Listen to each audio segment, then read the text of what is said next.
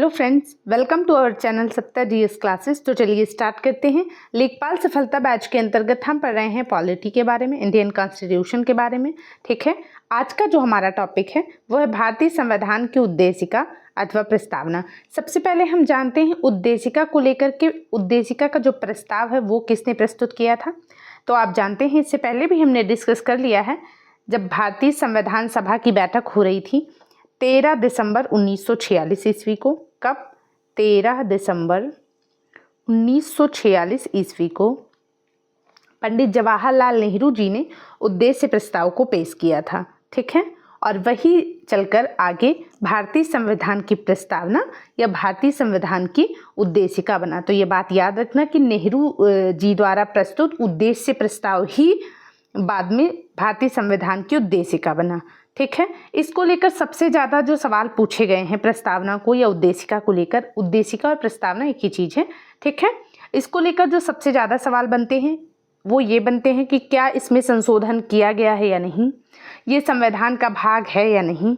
ठीक है, इसमें अगर संशोधन किया गया है तो कौन कौन से शब्द जोड़े गए हैं, इस तरह के क्वेश्चन बनते हैं। ठीक है, तो चलिए स्टार्ट करते हैं। प्रस्तावना की जब हम बात कर रहे हैं तो सबसे पहले हम जानते हैं कि भारतीय संविधान में प्रस्तावना का विचार कहाँ से लिया गया है, तो अमेरिका से लिया गया है।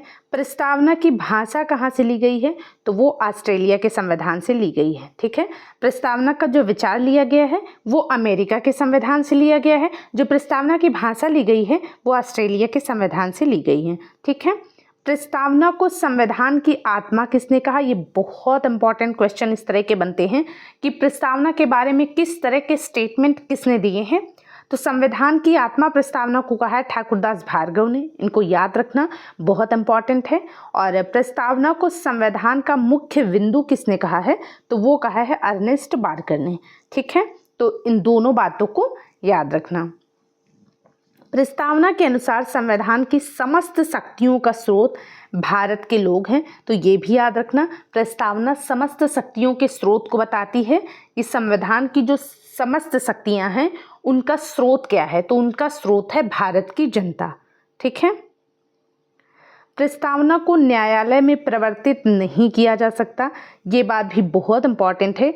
याद रखना कि प्रस्तावना को न्यायालय में प्रवर्तित नहीं किया जा सकता। इसका कहने का क्या मतलब है? इसका कहने का मतलब ये है कि यदि सरकार या कोई नागरिक प्रस्तावना की अवहेलना करता है तो उसकी रक्षा के लिए हम अदालत की सहायता नहीं ले सकते हैं। ठीक है, इसका यही मतलब है, न्यायालय में प्रवर्तित नहीं किया जा सकता। इसका ये मतलब है कि अगर कोई इसकी अवहेलना करता है, चाहे वो सरकार करे या कोई नागरिक करे, प्रस्तावना की यदि अवहेलना करता है तो उसकी रक्षा करने के लिए हम न्यायालय की मदद नहीं ले सकते हैं। ठीक है, ठीक है, ये निर्णय यूनियन ऑफ इंडिया बनाम मदन गोपाल 1957 के निर्णय में घोषित किया गया था। तो ये क्वेश्चन पूछा जा सकता है कि प्रस्तावना को न्यायालय में प्रवर्तित नहीं किया जा सकता, ये बात कब स्पष्ट हुई, तो ये बात स्पष्ट होती है यूनियन ऑफ इंडिया बनाम मदन गोपाल 1957 वाद के निर्णय में ये बात घोषित की गई थी। तो इसको याद रखना, ये बहुत इंपॉर्टेंट है।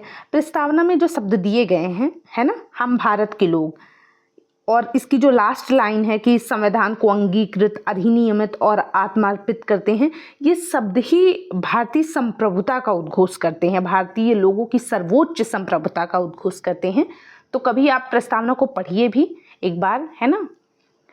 फिर हम बात करते हैं बेरुआरी यूनियनवाद की। एक तो क्वेश्चन ये पूछा जाता है इसके संबंध में, और कई बार पूछा जा चुका है कि जो बेरुआरी यूनियनवाद है, ये जो बेरुआरी वाला केस है, ये कब आया था, किस ईयर में आया था, तो 1960 में आया था। ये बहुत इंपॉर्टेंट है।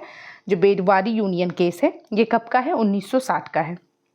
इसके अंतर्गत, बेरुआरी यूनियन केस के अंतर्गत सर्वोच्च न्यायालय ने कहा कि जहां संविधान की भाषा संदिग्ध हो वहां प्रस्तावना विधिक निर्वचन में सहायता करती है। अर्थात जहां पर संविधान की भाषा समझ में ना आए वहां पर प्रस्तावना को पढ़ करके उसका जो है विश्लेषण किया जा सकता है ना।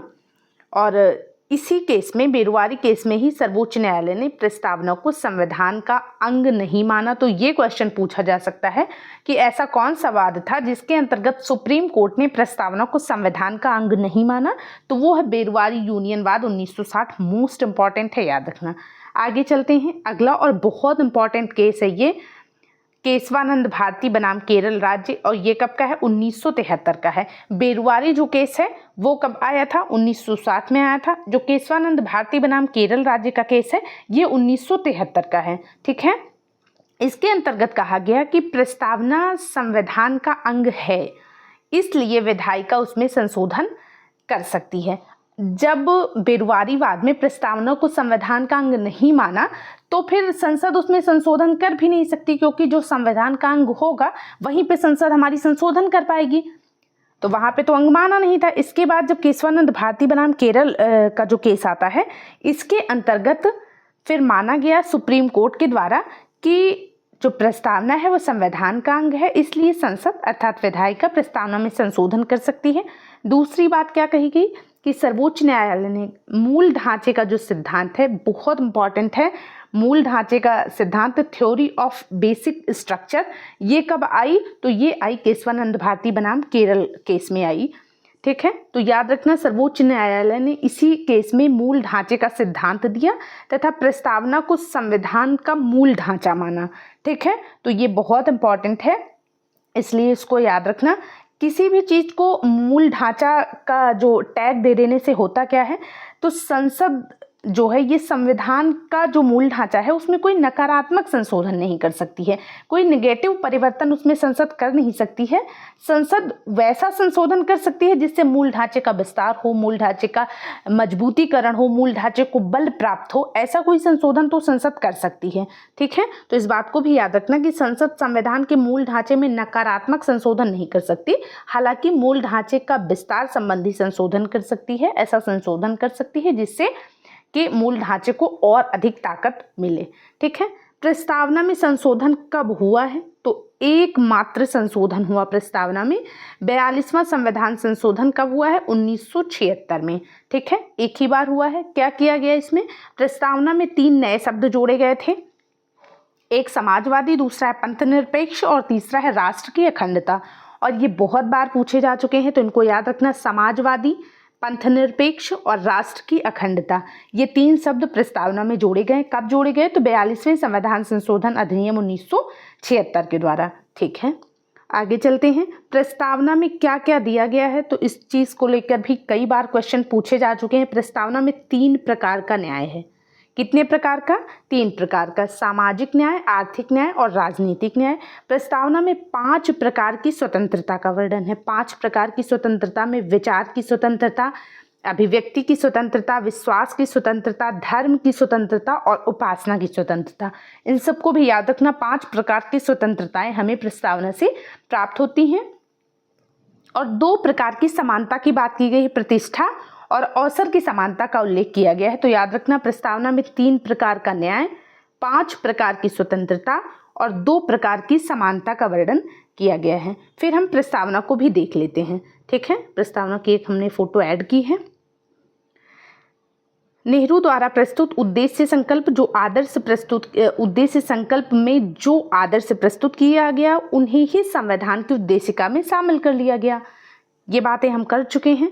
संविधान के 42वें संशोधन 1976 ईस्वी द्वारा यथा संशोधित ये उद्देशिका निम्न प्रकार है। तो यहाँ से हमारी प्रस्तावना स्टार्ट होती है।